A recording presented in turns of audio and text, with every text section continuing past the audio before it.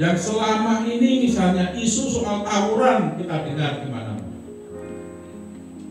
narkoba, minum-minuman,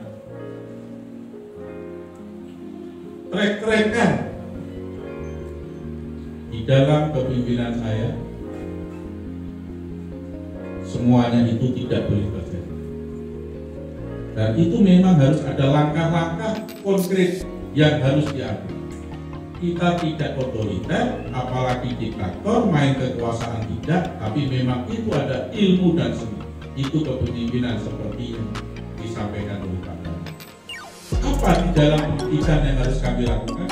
Pertama adalah penguatan karakter. Yang kedua adalah peningkatan mutu pendidikan. Penguatan karakter. Saya akan membiasakan anak didik TK, PAUD, SD, SMP, SMA. Sebelum masuk kelas, nyanyikan lagu-lagu patriotik seperti lagunya Pak Dhani itu tadi. Itu bagus sekali. Dan itu kalau dilakukan dari sejak dini, anak-anak, lagu-lagu semacam itu membuat hatinya, jiwanya bergetar, akan rasa tanggung jawab untuk belajar, untuk patuh, untuk taat, menghargai sesama. Kalau itu dari anak. Jangankan yang anak-anak dari anak-anak kita didik, kita bina, kita latih seperti ini. Ibu-ibu saja, termasuk saya Pak Firman, mendengarkan lagu itu aja meneteskan air mata. Betul atau tidak? Apalagi kalau itu dari kecil terbentuklah jiwanya. Lagu-lagu semacam Halo Halo Bandung, sorak-sorak begini, sorak-sorak bergembira semua,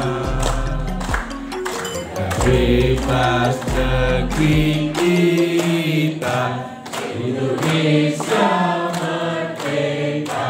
Merdeka! Indonesia merdeka, penuh bahagia, itulah hati kita, Selamanya. Ore!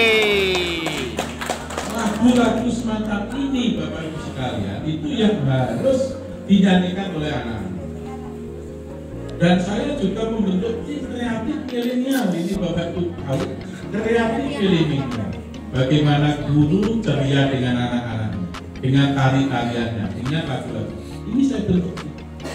Dan saya membentuk ikrar siswa berprestasi dan berpendidikan. Saya dalam menyusun konsep ikrar ini, saya mendengarkan semua masukan. Ini Mas Haji, saya dengarkan. Teman-teman, saya share di grup, tolong kasih masuk. Tamat-tamat saya share, tolong kasih masuk. Di dua sisa guru saya SMA 1, Pak Sulur Hadi senior saya di SMA 1, saya share, saya minta masukan. Dan menurut Cut ada 6 poin ikrar. Dan itu nanti yang akan disampaikan oleh murid-murid. Dalam Hardiknas nanti, Hari Pendidikan Nasional, tanggal 2 Mei, saya akan menggelar apel akbar guru di Stadion Joyokusumo untuk melaksanakan kebijakan. Saya sudah menandatangani surat edaran untuk penguatan karakter mutu pendidikan di antara memperlakukan jam belajar anak sekolah dari jam 7 malam sampai jam 9 malam belajar. Maaf di luar, berada di dalam untuk belajar. Tidak main gadget, tidak main handphone. Kemudian menghimbau kepada semua orang tua untuk tidak melibatkan anak begadang. Wong tua rekoso kaya apa, wong tua rekoso seperti apa. Jangan melibatkan anak bekerja. Anak harus belajar. Ini adalah satu cara untuk memutus sumber kemiskinan. Wong tuane sing rekoso ora masalah, wis kadung rekoso, tapi anak tetap harus belajar dan belajar. Dengan anak belajar, pinter, kelak menjadi anak yang sukses, sehingga berarti sing menderita, sing melarat, sing rekoso mung cukup orang tuanya saja, tapi anak dan cucunya akan merasakan hidup.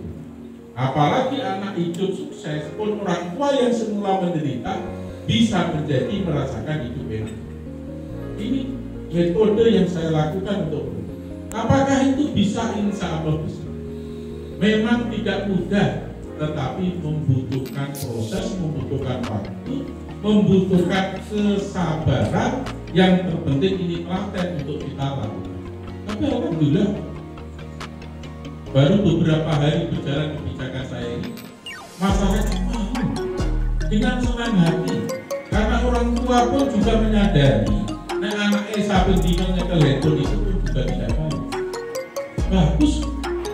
Kemudian sistem ini harus terimplementasi. Saya buat instruksi kepada camat, kepala desa, perangkat, laksanakan, dilaksanakan. Baik itu melalui pertemuan di tiap RW, di tiap RT, ada toa, masjid, dan di sekolah-sekolah, dan itu terus laporan ke handphone saja. Jalan. Bagus responnya masyarakat, bagus kok. Artinya masyarakat sendiri ingin berubah. Seperti itu. Dan saya juga seperti Bapak Ibu sekalian. Saya seperti. Saya tidak hanya memberikan instruksi, memberi syarat atau menyebut. Saya seperti. Saya memberi beasiswa kepada anak-anak kuliah yang diterima perguruan tinggi negeri melalui jalur UTBK, jalur SNBP bagi keluarga yang kurang mampu. 1 bulannya 1 juta.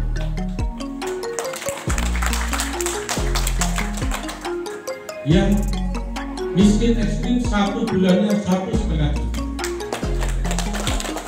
Yang jurusan kedokteran 1 bulannya 2,5 juta. Jumlahnya berapa? 200-an anak. 200-an anak. Karena yang kemarin jalur SNBP itu yang diterima keluarga kurang mampu 77 anak dari berbagai SMA di Kabupaten Pati, SMA dan SMA. Dan berdasarkan data tahun-tahun sebelumnya yang diterima di UTBK nanti kurang mampu itu diperkirakan 100-150 anak, jadi perkiraannya adalah 200. Saya kasih semuanya. Saya dengar sebelum anaknya keluarga tidak mampu benar-benar ekstrim, diterima di perguruan tinggi negeri, hanya 1 orang minta bantuan pemerintah sampai nangis-nangis, tidak dikasih. Dia nggak bisa membayangkan, dia nggak bayangkan anak itu nasibnya akan seperti apa di kota. Wong tuane melarat radio orang bayangkan nanti, dan orangnya tidak terbuka, dan dia juga tidak paham bahwa pendidikan itu penting. Karena tidak paham, tidak sadar pendidikan itu penting, tidak punya nurani, satu pun tidak dikira. Ini 200 anak saya beri beasiswa. Itu semata-mata saya ingin sumber daya manusia Kabupaten Pati unggul. Saya panggil Bang Jateng, Anda punya CSR berapa untuk Kabupaten Pati? Sekian Pak. Untuk apa selama ini? Ini. Mana datanya? Bulat-bulat. Mulai sekarang ini masuk 1 rekening untuk beasiswa pendidikan. Pabrik gula Trangkil, saya panggil, kamu punya CSR berapa? Sekitar 2 miliar. Untuk apa? Ini itu. Yang 1 miliar masukkan ke sini untuk pendidikan. Basnas saya panggil, pendapatan Anda tiap bulan berapa? Antara 800 sampai 900 juta. Untuk apa? Ini. Yang ini sudah ada posnya sendiri. Dana BTT, belanja tidak tetap dari APBD. Yang 500 juta saya ambil masukkan rekening ini. Saya hitung Bapak Ibu sekalian dari sumber-sumber yang pasti itu untuk memberikan beasiswa 200 sampai 250 anak bisa. Dan nanti di tahun ajaran berikutnya berarti 2 kali lipat. Di tahun ajaran yang 2007, 2027, 2028 3 kali lipat, 2008, 2029 4 kali lipat, mungkin tambah lagi. Saya hitung secara total antara uang masuk dengan uang yang harus saya keluarkan itu cukup bisa dilakukan, sehingga saya lakukan demi pendidikan Kabupaten Pati. Bisa. Dan nanti penggunaannya adalah transparan, akuntabel, dirilis di Videotron di alun-alun nanti tidak sebesar itu. Jadi nanti di bulan Mei sudah kita rubah yang ukuran 4 kali 6. Wish, mantap. Kebijakan saya, program-program saya, bagaimana kondisi masyarakat bisa dilihat di Videotron. Dirilis uang masuk dari mana saja, berapa jumlah, digunakan untuk apa saja, transparan, akuntabel.